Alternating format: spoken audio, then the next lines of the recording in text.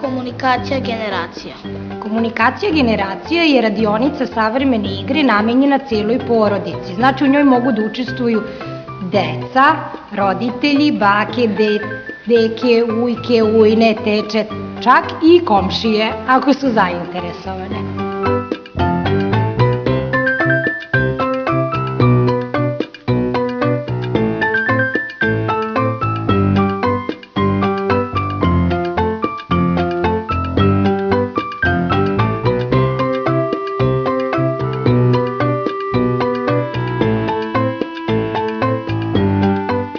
Zašto je ovaj studio poseban?